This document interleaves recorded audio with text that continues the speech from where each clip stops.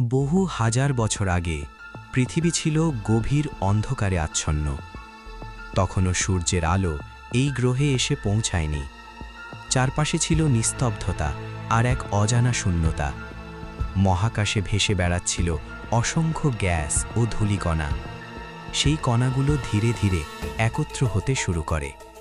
মাধ্যাকর্ষণের অদৃশ্য শক্তি তাদের কাছে টেনে আনে। সময়ের সাথে তৈরি হতে থাকে এক বিশাল ঘূর্ণায়মান মেঘ। এই মেঘ থেকেই গঠিত হয় আমাদের সৌরজগৎ। সেই সময় শুরু হয় এক বিশাল মহাজাগতিক পরিবর্তন, আর সেই পরিবর্তনের মধ্যেই লুকিয়েছিল পৃথিবীর জন্মের রহস্য। সেই সময় মহাকাশে বিস্তৃত ছিল বিশাল গ্যাস ও ধূলিকণার মেঘ। এই মেঘকেই বিজ্ঞানীরা সোলার নেবুলা নামে চিহ্নিত করেন। ধীরে ধীরে মাধ্যাকর্ষণের প্রভাবে কণাগুলো একত্র হতে থাকে।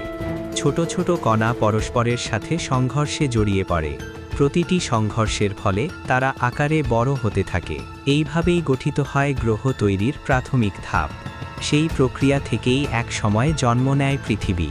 তখন পৃথিবী ছিল এক উত্তপ্ত ও অগ্নিময় গোলক। চারদিকে ছিল গলিত পদার্থ আর আগুনের প্রবাহ। তখনও কোনো স্থির ভূমি গড়ে ওঠেনি। ধীরে ধীরে পৃথিবীর অভ্যন্তরে ভারী উপাদানগুলো নিচের দিকে সরে যেতে থাকে, আর হালকা উপাদানগুলো উপরের স্তরে উঠে আসে। এই প্রক্রিয়ায় পৃথিবীর ভেতরে বিভিন্ন স্তরের গঠন তৈরি হয়। ভেতরের অংশে তাপ ও চাপ ক্রমশ বৃদ্ধি পেতে থাকে। সময়ের সাথে সাথে বাইরের স্তর ধীরে ধীরে ঠান্ডা হতে শুরু করে। প্রথম শক্ত পাথরের স্তর গঠনের প্রক্রিয়া শুরু হয়। তবুও পৃথিবীর চারপাশে তখন ঘন গ্যাসের স্তর ছিল। সেই গ্যাসের মধ্যে জলীয় বাষ্প উপস্থিত ছিল। ধীরে ধীরে এই গ্যাসগুলো ভবিষ্যতের বায়ুমণ্ডল তৈরি করে, আর এখান থেকেই জীবনের সম্ভাবনার সূচনা ঘটে। সময়ের সাথে পৃথিবীর উপরিভাগ ধীরে ধীরে ঠান্ডা হয়ে আসে। আকাশে তখন ঘন মেঘ ছিল এবং মাঝে মাঝে বজ্রপাত দেখা যেত। এই ঘটনাগুলোর ফলে পরিবেশে কিছু পরিবর্তন হতে থাকে। ধীরে ধীরে পৃথিবীর পৃষ্ঠে পানি জমা হতে শুরু করে। এরপর গঠিত হয় প্রথম দিকের বিশাল জলভাগ। এই জলভাগেই জীবনের সম্ভাবনা তৈরি হয়। সূর্যের আলো ধীরে ধীরে মেঘের ফাঁক দিয়ে নিচে পৌঁছাতে থাকে। পৃথিবীর পরিবেশ আস্তে আস্তে স্বাভাবিক অবস্থায় যেতে শুরু করে। আগ্নেয়গিরির কার্যকলাপ তখনও চলছিল। এইসব পরিবর্তনের মধ্যেই পৃথিবী ধীরে ধীরে বসবাসের উপযোগী হয়ে ওঠে। সময়ের সাথে পৃথিবীর তাপমাত্রা ধীরে ধীরে কমতে থাকে। আকাশের মেঘও আগের তুলনায় কমে আসতে শুরু করে। সূর্যের আলো এখন নিয়মিতভাবে পৃথিবীতে পৌঁছাতে থাকে। সমুদ্রের পানি ধীরে ধীরে স্থির হতে শুরু করে। পৃথিবীর পৃষ্ঠে কিছু অংশ শক্ত হয়ে উঠতে থাকে। এইভাবেই প্রথম স্থলভাগ গঠনের প্রক্রিয়া শুরু হয়।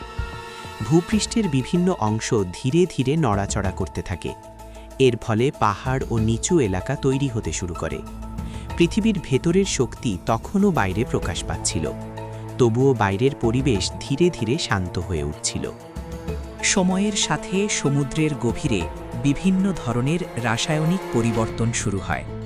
এই পরিবর্তন থেকেই ধীরে ধীরে কিছু জৈব উপাদান তৈরি হতে থাকে। এই উপাদানগুলো একত্রিত হয়ে আরও জটিল রূপ নিতে শুরু করে। এভাবেই জীবনের প্রাথমিক গঠন তৈরি হয়। সমুদ্রের ভেতরেই প্রথম খুব ছোট জীবের উদ্ভব ঘটে। এই জীবগুলো ছিল খুবই সরল গঠনের। তারা নিজেদের টিকিয়ে রাখতে পরিবেশের সাথে মানিয়ে নেয়। ধীরে ধীরে তারা বৃদ্ধি পেতে শুরু করে এবং নিজেদের সংখ্যা বাড়াতে থাকে। এভাবেই পৃথিবীতে জীবনের সূচনা ঘটে। সময়ের সাথে সেই ছোট জীবগুলো ধীরে ধীরে পরিবর্তিত হতে শুরু করে। তারা নতুন বৈশিষ্ট্য অর্জন করতে থাকে। কিছু জীব সূর্যের আলো ব্যবহার করতে শেখে। এর মাধ্যমে তারা শক্তি তৈরি করতে সক্ষম হয়। এই প্রক্রিয়ার ফলে অক্সিজেন তৈরি হতে শুরু করে। ধীরে ধীরে সেই অক্সিজেন পরিবেশে জমা হতে থাকে। পৃথিবীর পরিবেশে তখন পরিবর্তন আসতে শুরু করে। এই পরিবর্তন অনেক জীবের জন্য সহজ ছিল না, তবুও কিছু জীব এই অবস্থার সাথে মানিয়ে নেয়। এভাবেই ভবিষ্যতের জটিল জীবনের ভিত্তি তৈরি হয়। সময়ের সাথে জটিল জীবগুলো সমুদ্রের ভেতরে ছড়িয়ে পড়তে শুরু করে। তারা ধীরে ধীরে বিভিন্ন আকার ও গঠনে পরিবর্তিত হয়। কিছু জীব চলার জন্য নতুন অঙ্গ তৈরি করে, আবার কিছু জীব নিজেদের রক্ষার জন্য শক্ত আবরণ গঠন করে। সমুদ্র ধীরে ধীরে নানা ধরনের জীব দিয়ে ভরে ওঠে। এই সময়ে জীবের সংখ্যা দ্রুত বাড়তে থাকে। জীবগুলো একে অপরের উপর নির্ভর করতে শুরু করে। খাদ্য সংগ্রহের জন্য তাদের মধ্যে প্রতিযোগিতা দেখা দেয়। এই প্রতিযোগিতার ফলে জীবের পরিবর্তন আরও দ্রুত ঘটে। এভাবেই পৃথিবী ধীরে ধীরে এক জীবন্ত গ্রহে পরিণত হয়। সময়ের সাথে কিছু জীব ধীরে ধীরে সমুদ্র থেকে স্থলের দিকে যেতে শুরু করে। নতুন পরিবেশে থাকার জন্য তারা নিজেদের পরিবর্তন করে। স্থলে প্রথম উদ্ভিদের উপস্থিতি দেখা যায়। এই উদ্ভিদগুলো ধীরে ধীরে চারদিকে ছড়িয়ে পড়ে। ফলে স্থলভাগে সবুজ পরিবেশ তৈরি হতে থাকে। উদ্ভিদের কারণে অন্য জীবের জন্য নতুন সুযোগ তৈরি হয়। কিছু প্রাণী স্থলে বসবাস শুরু করে। এভাবে জীবজগৎ সমুদ্র ও স্থল উভয় জায়গায় ছড়িয়ে পড়ে। পরিবেশের সাথে সাথে নতুন নতুন প্রজাতি তৈরি হতে থাকে। এভাবেই জীবনের ধারা আরও জটিল হয়ে ওঠে। সময়ের সাথে পৃথিবীতে আরও উন্নত প্রাণীর উপস্থিতি দেখা যায়।